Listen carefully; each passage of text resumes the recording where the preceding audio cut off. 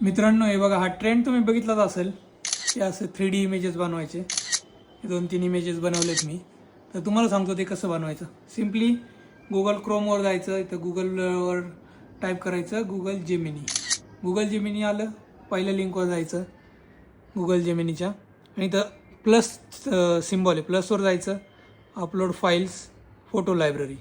आता फोटो लायब्ररीमधून तुम्हाला ज्या फोटोचं करायचं आहे 3D इमेज, तो फोटो सिलेक्ट करायचा. कुठे गेला हां. तर आमचा हे बघा, हा प्रेग्नेन्सीचा फोटो मी अपलोड केला आहे.